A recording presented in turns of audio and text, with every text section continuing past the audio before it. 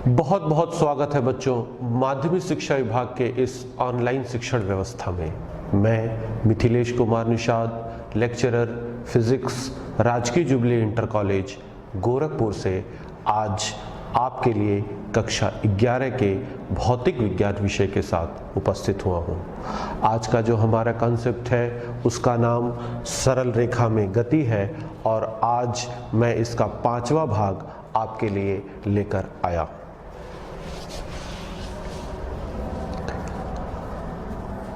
बच्चों, आज के चर्चा के बिंदु को देख लेते हैं। सबसे पहले हम एक समान त्वरण से गतिमान वस्तु के लिए शुद्ध गतिकी संबंधी समीकरणों की स्थापना करेंगे, परंतु ये स्थापना हम ग्राफीय विधि से करेंगे। उसके बाद मुक्त पतन के बारे में बात होगी और इसके लिए ग्राफीय निरूपण की भी मुक्त पतन के लिए ग्राफीय निरूपण भी किया जाएगा और कुछ क्वेश्चंस किए जाएंगे और अंत में गृह कार्य दिया जाएगा।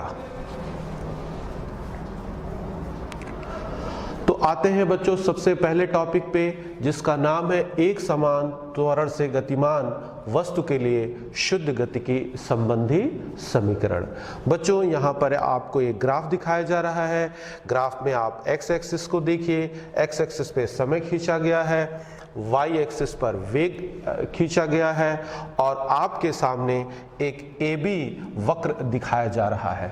बच्चों, ये ए बी वक्र दरअसल वी टी वक्र है और इस वक्र पर हम दो बिंदु चुन लेते हैं। एक बिंदु का नाम ए है और दूसरे बिंदु का नाम बी है।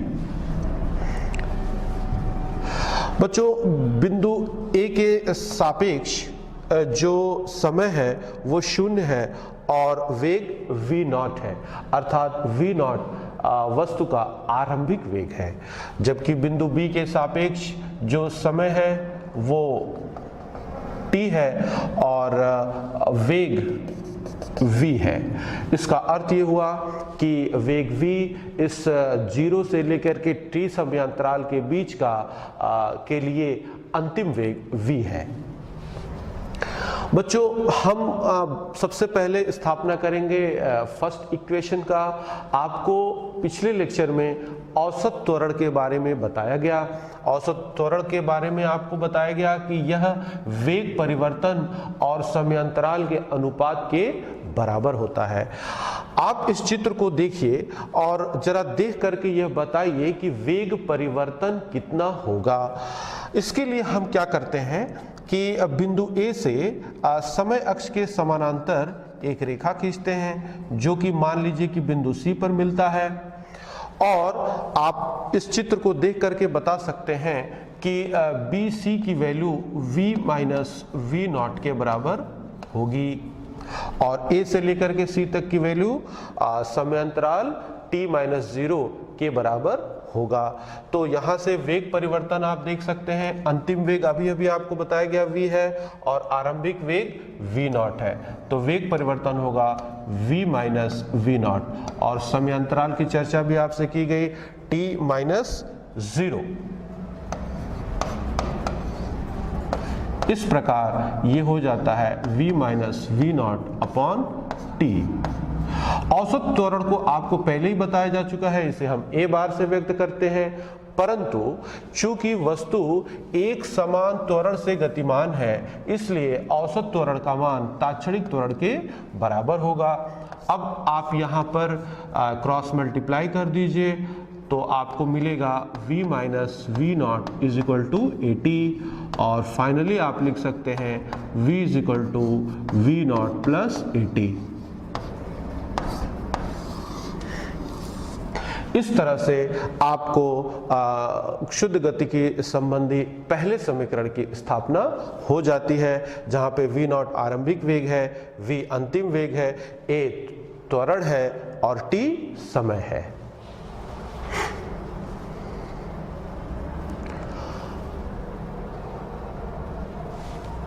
अब हम आते हैं बच्चों सेकेंड इक्वेशन के लिए आपको वही ग्राफ हम लोगों को यूज करना है। देखिए ये समय अक्ष है, ये वेग अक्ष है और ये आपका वक्र ए बी है जिसकी अभी भी चर्चा हमने किया। वक्र के बिंदु ए के सापेक्ष समय 0 है, वेग v नॉट है। वक्र के बिंदु बी के सापेक्ष वेग v है तथा समय t है। और आपको एक कॉन्सेप्ट पिछले लेक्चर में बताया गया था कि vt वक्र और समय अक्ष के बीच घिरे हुए क्षेत्रफल को वस्तु के विस्थापन के रूप में व्यक्त किया जाता है। हम इसी कॉन्सेप्ट का इस्तेमाल सेकंड इक्वेशन को डिराइव करने के लिए करेंगे। तो आप देख लीजिए ये जो vt वक्र AB है और समय अक्ष आप देख रहे हैं, इसके बीच जो घिरा हुआ क्षेत्रफल है उसे हम सुविधा के लिए दो आकृतियों में बटा हुआ मान सकते हैं। सबसे पहले आप देखिए एक त्रिभुज आपको दिखाई दे रहा है ABC और फिर एक आयत आपको दिखाई दे रहा है OACD। तो यदि हम vt वक्र और समय अक्ष के बीच का क्षेत्रफल निकालना चाहें, कुल क्षेत्रफल निकालना चाहें, तो हमें त्रिभुज का क्षेत्रफल ज्ञात करना होगा, फिर उसके बाद आयत का क्षेत्रफल ज्ञात करना होगा और दोनों क्षेत्रफलों को हम जोड़ देंगे।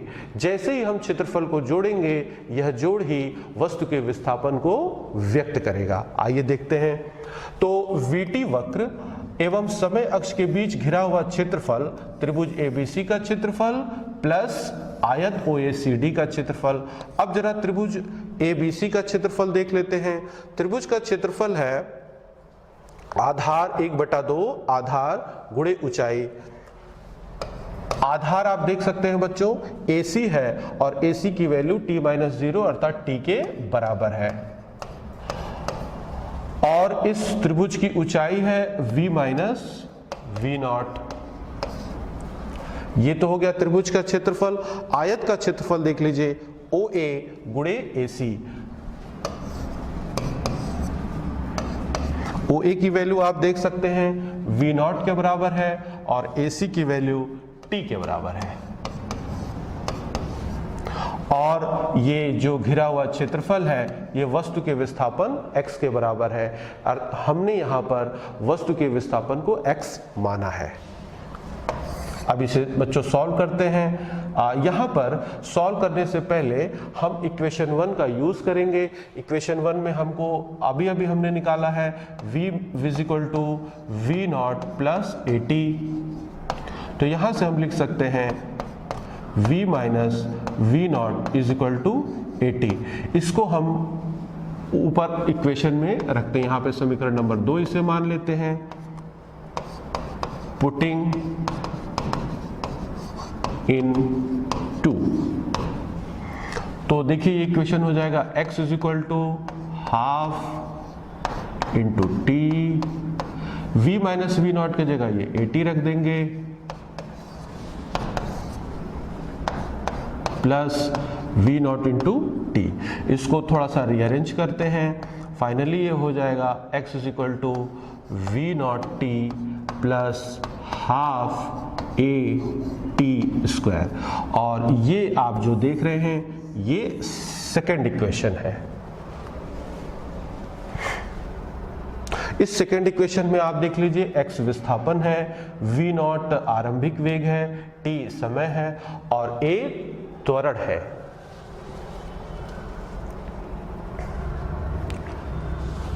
अब आते हैं बच्चों तीसरे इक्वेशन पे। तीसरे इक्वेशन के लिए हम का डेरिवेशन हम सेकेंड इक्वेशन से ही कर सकते हैं। देखिए कैसे।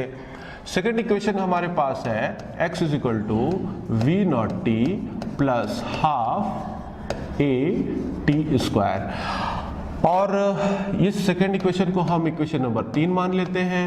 हमारे पास इक्वेशन नंबर 1 था v is equal to v naught plus AT। इस इक्वेशन से हम t की वैल्यू निकालते हैं फर्स्ट इक्वेशन से। तो t की वैल्यू हो जाएगी v नॉट अपॉन a और इसे पुटिंग इन 3 और इसे इक्वेशन नंबर 3 में रख देते हैं। तो आइए देखिए क्या होगा।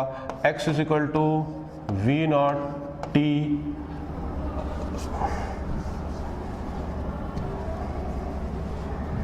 We naught plus A T by 2 T यहाँ से हम कॉमन ले लेते हैं इक्वेशन नंबर 3 में, फिर हम टी की वैल्यू रखते हैं V naught plus A by 2 into T की वैल्यू देखिए V minus V naught by 2 into V minus V naught by A, sorry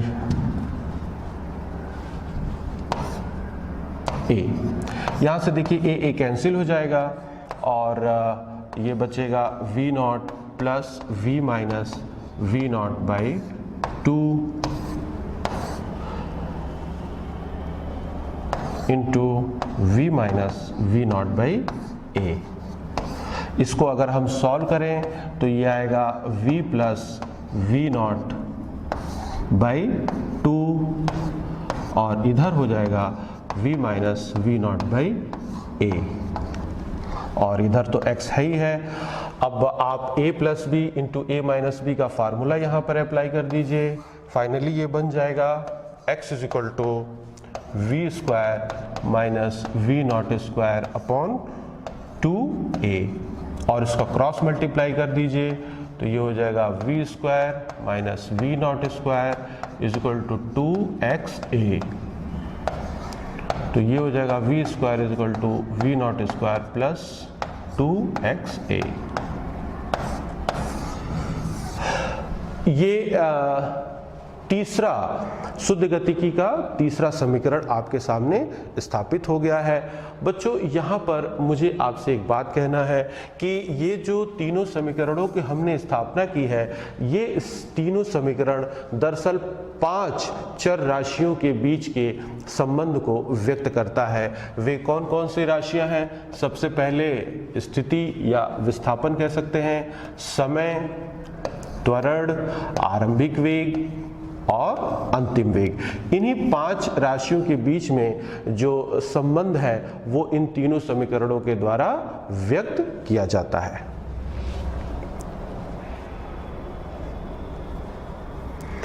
अब हम जरा सा यहाँ पर हमने एक एक एजम्पशन लिया था। वो एजम्पशन ये था कि t इज इक्वल टू 0 पर हमने वस्तु की स्थिति शून्य अर्थात x इज इक्वल टू 0 मान करके अभी अभी हमने इक्वेशन को आपके लिए डिराइव किया था। तो इसलिए जो x था वो वस्तु के विस्थापन के बराबर भी था। लेकिन अगर उपरोक्त समीकरण में t इज इक्वल टू 0 पर वस्तु की स्थिति मूल बिंदु अर्थात x इज इक्वल टू 0 के लिए तो हमने डिराइव किया है, परंतु अगर ऐसा ना हो, t इज इक्वल टू 0 पर वस्तु की स्थिति मूल बिंदु पर न हो बल्कि वस्तु की स्थिति x नॉट हो, तो क्या करेंगे? तो इक्वेशन में x के जगह पे आपको x माइनस एक्स नॉट रखना पड़ेगा और फिर उसी हिसाब से इक्वेशन चेंज हो जाएगा। अब आप देखिए जो पहला इक्वेशन है v is equal to V naught plus 80, चूंकि इसमें x आया ही नहीं है इसमें कोई परिवर्तन नहीं होगा। दूसरा इक्वेशन देखिए x is equal to V naught T plus half A T square, इसमें x के जगह पे आप x माइनस एक्स नॉट रखेंगे तो ये हो जाएगा x minus X naught is equal to V naught T plus half A T square. तीसरा इक्वेशन देख लीजिए v square is equal to V naught square plus 2ax, इसमें v square is equal to V naught square plus 2ax minus X naught रख देंगे। बच्चों एक बार फिर मैं आपको बताना चाह रहा हूं कि यदि t इज इक्वल टू 0 पर वस्तु की स्थिति x इज इक्वल टू 0 आप मान लेते हैं तो आपको यह कार्य करने की जरूरत नहीं है, परंतु यदि t इज इक्वल टू 0 पर वस्तु की स्थिति x नॉट मान लेते हैं, मान लीजिए अगर ऐसा है तो आपको यह करने की आवश्यकता है।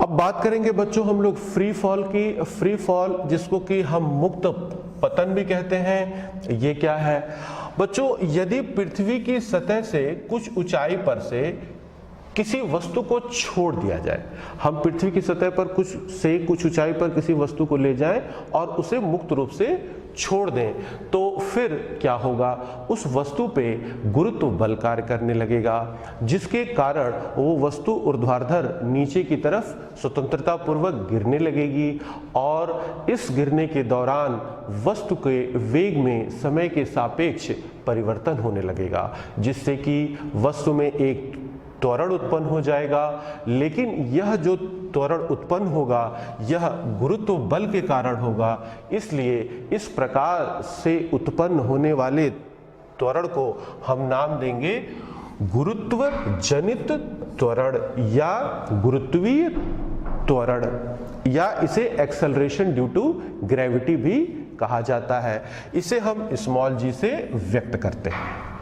बच्चों एक बात इसमें और देखिए कि यदि वस्तु जब स्वतंत्रता पूर्वक गिर रही हो, उसके माध्यम में अगर कोई वायु रेजिस्टेंस, एयर रेजिस्टेंस, वायु का प्रतिरोध नगण्य मान लें, तो वस्तु के पतन को मुक्त पतन कहा जा सकता है।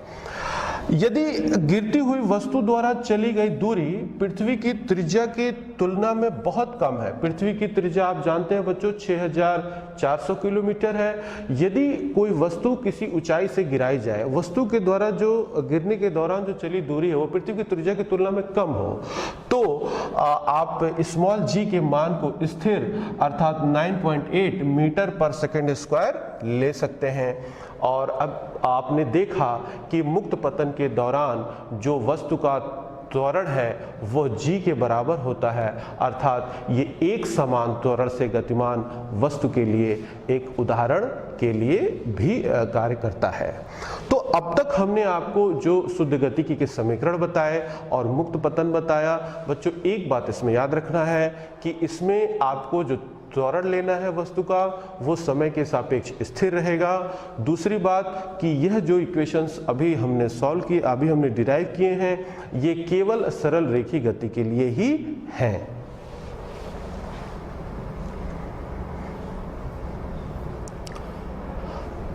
अब मुक्त पतन के लिए गति के समीकरण देख लेते हैं।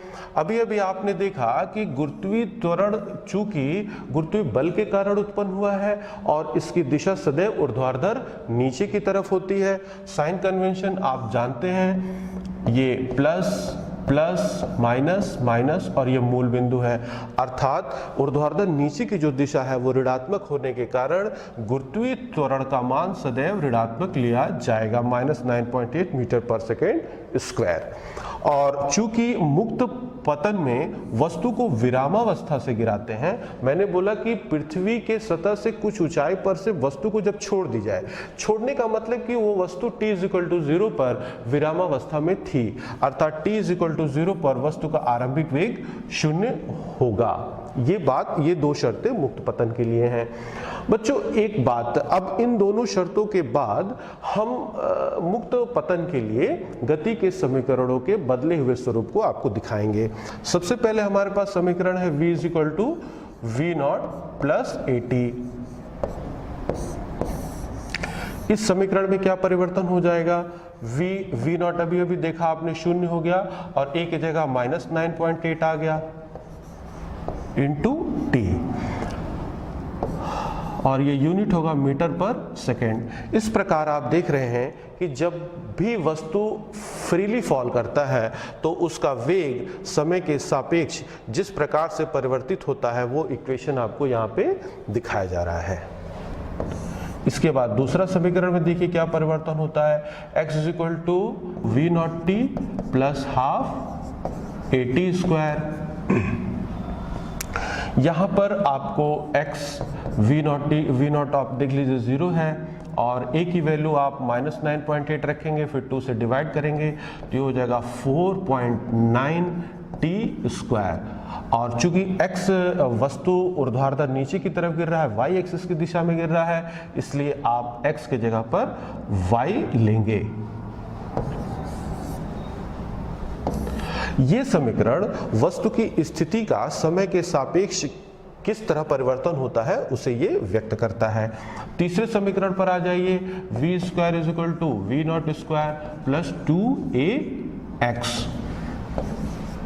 v नॉट की वैल्यू 0 है, ये आपको पहले बताया गया, और 2a की वैल्यू -9.8 है, तो ये हो जाएगा 19.6 इंटू वाई। एक्स की जगह हम वाई ले लेंगे क्योंकि वस्तु ऊर्ध्वाधर दिशा में गति कर रही है। इस प्रकार से मुक्त पतन के लिए गति के तीनों समीकरणों की स्थापना हो जाती है।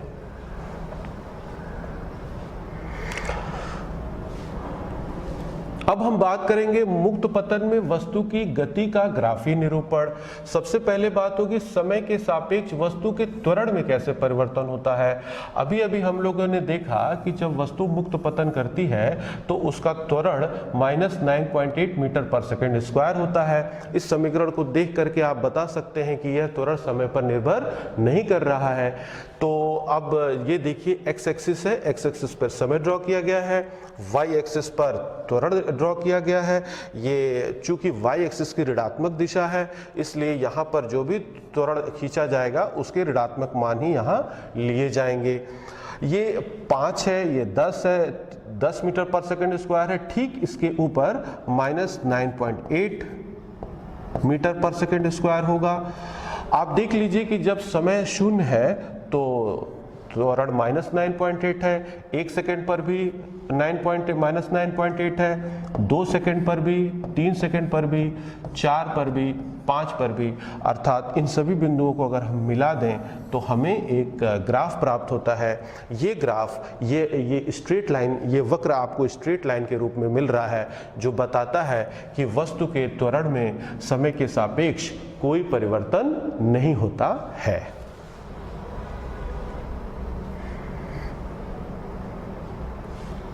दूसरा देख लीजिए बच्चों, जब समय के सापेक्ष वस्तु के वेग में किस प्रकार से परिवर्तन होगा। अभी अभी हम लोगों ने मुक्त पतन में वस्तु के वेग और समय के बीच में यह संबंध स्थापित किया, v = -9.8 इंटू स्मॉल t। अब इसी को ग्राफिकली देखेंगे। इसके लिए हम पहले आंकड़े देखेंगे।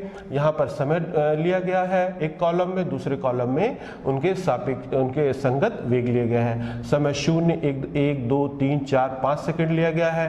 वेग, संगत वेग मीटर पर सेकंड में लिए गए हैं जिनके मान आपको यहाँ दिखाए जा रहे हैं।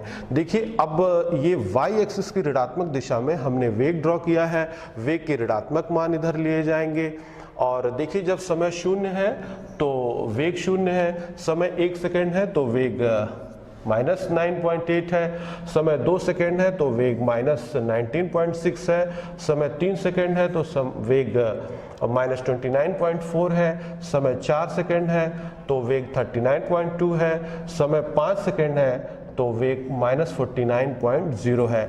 यदि इन सभी बिंदुओं को हम मिला दें तो हमें एक वक्र प्राप्त होता है। यह वक्र हमें यह बताता है कि समय के सापेक्ष वस्तु के वेग में किस प्रकार से परिवर्तन हो रहा है।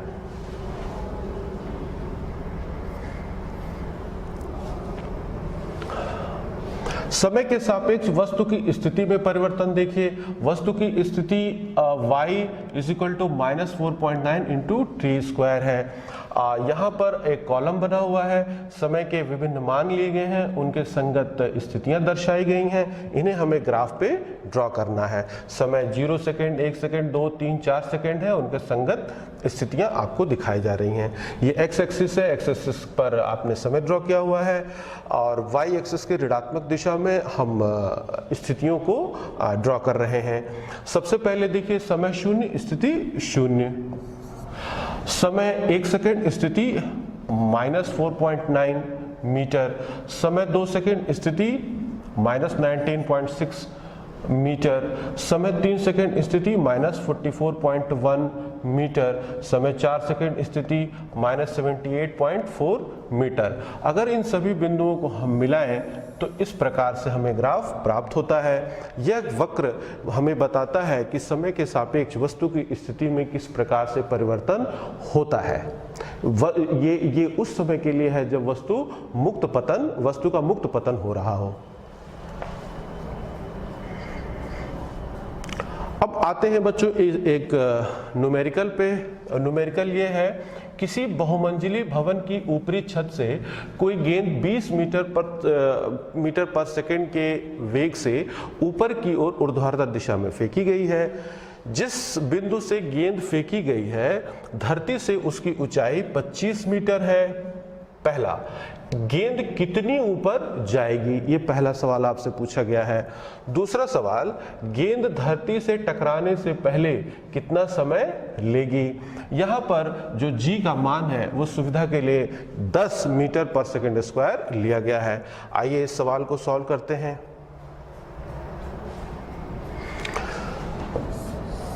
मान लीजिए बच्चों, ये कोई बहुमंजिली इमारत है, ये ग्राउंड है, यहाँ पर कोई गेंद है और इस गेंद ये t=0 पर गेंद की गति प्रारंभ होती है। इस छत की जो स्थिति हम इसे मूल बिंदु मान लेते हैं, y=0 यहाँ पर मान लेते हैं। और ये आप देखिए तो ये चूंकि वस्तु y एक्सिस की दिशा में गति कर रही है और ये मूल बिंदु है, तो इसका अर्थ हुआ इसके ऊपर, मूल बिंदु के ऊपर की दिशा धनात्मक होगी और मूल बिंदु के नीचे की दिशा ऋणात्मक होगी। यहाँ पर यह जो गेंद है ये ऊपर की दिशा में 20 मीटर पर सेकंड के वेग से फेंका जा रहा है और आपसे पूछ रहा है कि ये वस्तु कितनी ऊपर जाएगी। आप देखिए बच्चों कि ये वस्तु के वेग की दिशा ऊपर की तरफ है और वस्तु पर जो त्वरण लग रहा है वो g है जिसकी दिशा नीचे की तरफ है। आपको पिछले ही लेक्चर में बताया गया कि यदि वस्तु का वेग और त्वरण दोनों विपरीत दिशा में हो तो वस्तु की चाल उत्तरोत्तर घटने लगती है। तो जैसे जैसे वस्तु ऊपर जाएगी इसकी चाल घटने लगेगी। एक ऐसी स्थिति आएगी जब इसका वेग उच्चतम बिंदु पे 0 हो जाएगा, अर्थात यहाँ पर v=0 हो जाएगा। चूंकि t=0 पर वेग 20 मीटर पर सेकंड है इसलिए हम v0 को 20 मीटर पर सेकंड लेंगे। चूंकि ये ऊपर की तरफ है इसलिए हम धनात्मक लेंगे। अब चलिए हम इसे सॉल्व करते हैं। v² प्लस 2ax, ये हमारे पास जनरल फार्मूला है। अंतिम वेग देख लीजिए 0 है, प्रारंभिक वेग 20 है, इसका स्क्वायर कर दीजिए। 2a की वैल्यू चूंकि गुरुत्वीय त्वरण नीचे की तरफ है जो कि y एक्स की ऋणात्मक दिशा में है तो ये हो जाएगा -10 और x की जगह पे हम y ले लेंगे। तो y को जब आप यहाँ से सॉल्व करेंगे तो ये हो जाएगा 400/20, तो ये आ जाएगा 20 मीटर। ये आपका पहला आंसर हो गया। इसका मतलब वस्तु छत से 20 मीटर, अधिक से अधिक 20 मीटर ऊपर जाएगी। इस प्रश्न का दूसरा हिस्सा भी आप देख लीजिए बच्चों। इस प्रश्न का दूसरा हिस्सा ये है कि फेंके जाने के कितने समय के पश्चात वस्तु ग्राउंड पर आकर के गिरेगी। मान लीजिए कि वस्तु जहां से फेंका जा रहा है वो प्रारंभिक बिंदु है, प्रारंभिक स्थिति, और जहां पर वस्तु जाकर के गिर रहा है वो अंतिम बिंदु है। अब इन बातों को आप ध्यान में रखिएगा। एक बात और ध्यान रखिए कि जो बहुमंजिली इमारत है इसकी ऊंचाई 25 मीटर है। हमारे पास इक्वेशन है y=v0t प्लस हाफ a² जहां पर y आपको बताया गया है विस्थापन है। तो विस्थापन का मतलब कि अंतिम स्थिति माइनस आरंभिक स्थिति। अंतिम स्थिति मूल बिंदु से 25 मीटर नीचे है, इसका मतलब कि अंतिम स्थिति -25 होगा। आरंभिक स्थिति तो मूल बिंदु ही है तो ये 0 हो जाएगा। v0 की वैल्यू 20 है into t plus half, a की वैल्यू -10 है क्योंकि गुरुत्वीय त्वरण नीचे की तरफ कार्य कर रहा है, और ये हो जाएगा t²। तो ये हो जाएगा -25 20t -5t²। तो ये होगा -5t² प्लस 20t प्लस 25 = 0। और इसे फर्दर सॉल्व करेंगे तो ये हो जाएगा t² -5t -5 = 0। यहाँ पर आप लिख सकते हैं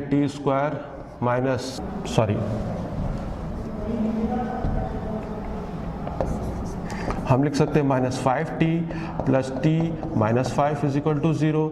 टी यहाँ से कॉमन ले लीजिए, टी माइनस 5, यहाँ से 1 कॉमन ले लीजिए, टी माइनस 5 को कॉमन ले लीजिए और ये हो जाएगा t plus 1 is equal to 0। एक बार जब t माइनस 5 को आप 0 करेंगे तो आप देख लीजिए, जब t माइनस 5 को आप 0 करेंगे तो t का वैल्यू 5 सेकेंड आ जाएगा और जब t प्लस 1 को 0 करेंगे तो t की वैल्यू -1 होगी, जो कि अग्राह्य होगी। तो इस प्रकार से आप देख रहे हैं बच्चों कि वस्तु जिस स्थान से फेंकी गई है उस स्थान से 5 सेकेंड के बाद ग्राउंड पर जाकर के गिर जाएगी।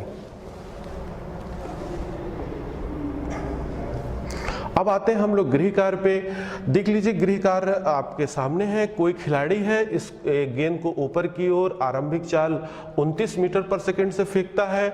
इसमें आपको कुछ प्रश्न पूछे गए हैं। गेंद ऊपर की ओर गति के दौरान त्वरण की दिशा क्या होगी, इसकी गति के उच्चतम बिंदु पर गेंद के वेग और त्वरण क्या होंगे, गेंद के उच्चतम बिंदु पर स्थान और समय को अगर x = 0 t = 0 चुन लिया जाए तो ऊर्ध्वाधर नीचे की ओर दिशा को x अक्ष की धनात्मक दिशा मान लिया जाए तो गेंद के ऊपर और नीचे की ओर गति के दौरान स्थिति, वेग और त्वरण के चिन्ह क्या होंगे, किस ऊंचाई तक गेंद ऊपर जाएगी, कितनी देर के बाद गेंद खिलाड़ी के हाथों में आ जाएगी। यहाँ पे g की वैल्यू आपको 9.8 मीटर पर सेकंड स्क्वायर रखना है और एयर रेजिस्टेंस को आपको 0 मानना है। मुझे पूरा विश्वास है बच्चों कि इस न्यूमेरिकल के बहुत सारे क्वेश्चन अभी पिछले सवाल में आपने देखा। मुझे पूरा विश्वास है कि आप इसे करने में सफल होंगे और आज के लेक्चर से आप लाभान्वित हुए होंगे। धन्यवाद।